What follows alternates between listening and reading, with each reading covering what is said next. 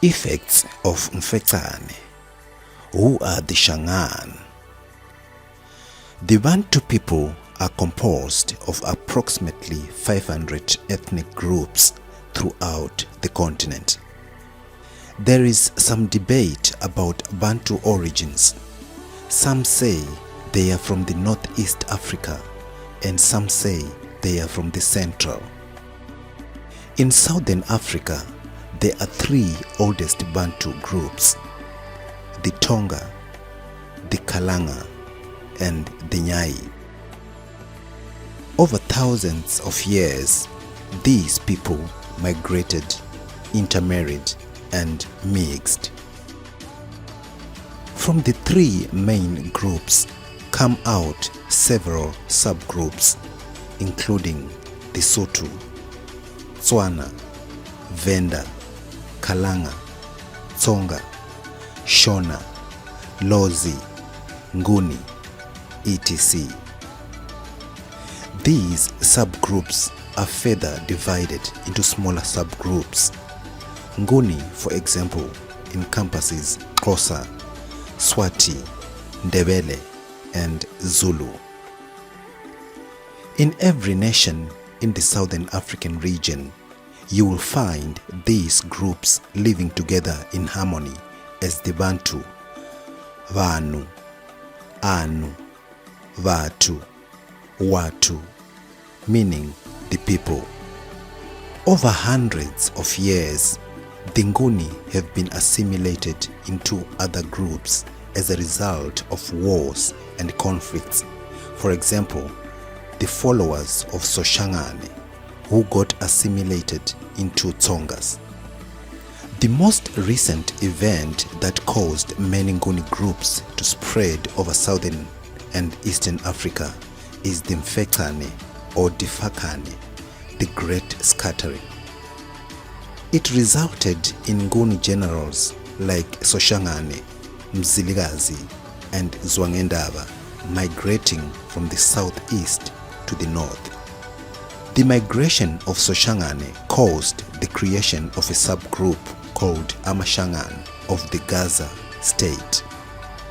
Let us explore the migration of Soshangane, Kazikode, and the emergence of Mashangana.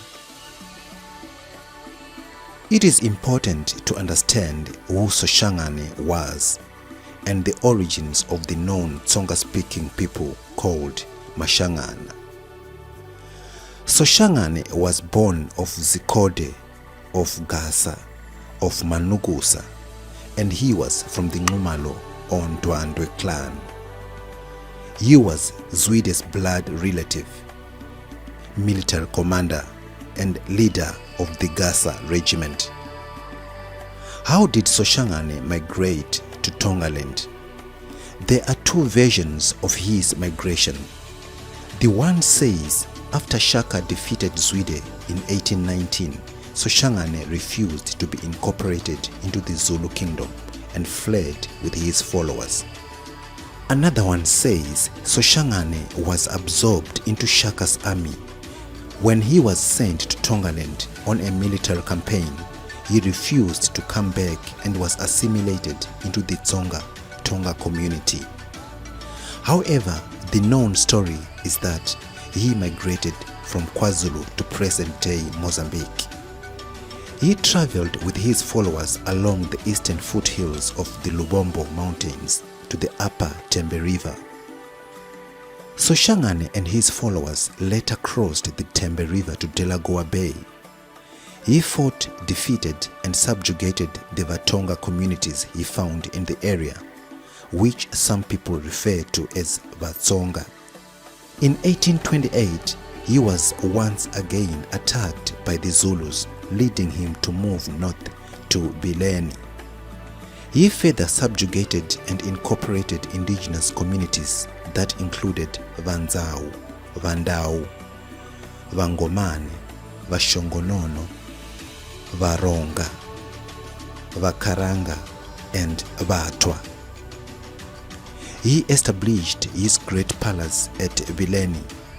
His newly formed traditional community was called Mashangana, and the kingdom was named Gasa, after one of his ancestors. Soshangane fought his way further north and eventually settled in Musapa, the area between the Limpopo and Zambezi rivers. He later died at Chaimite in 1858. Even though he aimed to rule and change Tsonga groups to Nguni, Soshangane did not rule all Tsonga groups. However, his military prowess created unity among the Vatsonga.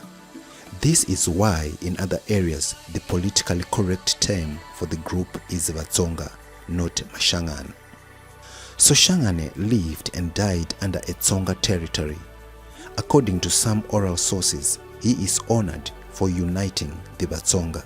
For many years, the people under Soshangane recognized themselves as Tsonga-speaking Nguni, hence Vatsonga Mashangana.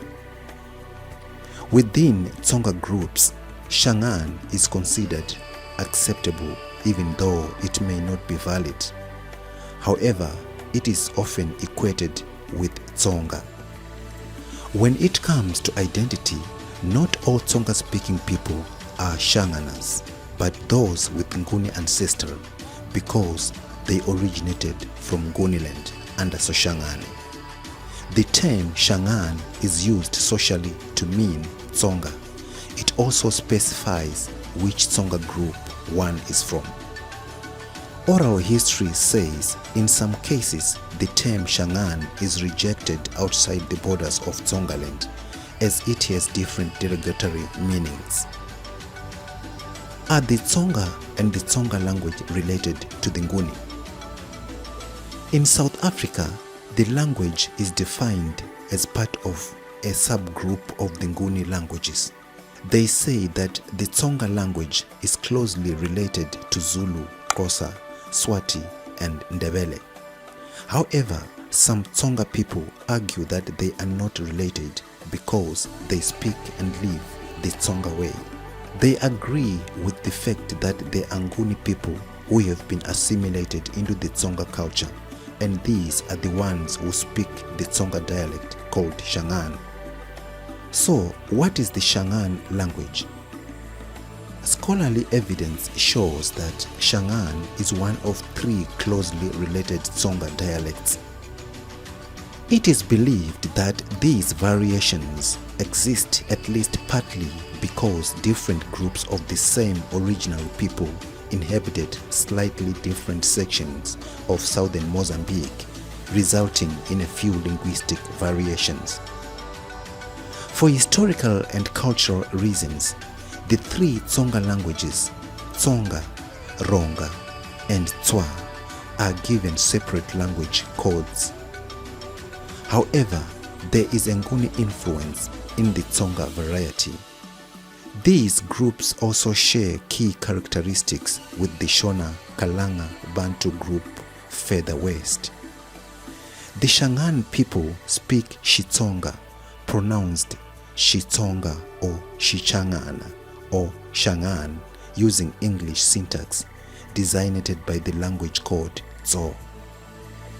This language has at least 5 variants: Hlangano, Ihlangano, Dzonga, Shidzonga, Nwalango, Shinwalango, Bila, Shibila, Hlengwe, Shihlengwe. The XI pronounced Shi is a Bantu grammatical prefix denoting language of. Tsonga and Shangaan people living in different areas of the overall Shangaan region speak an understandable variant of the same language.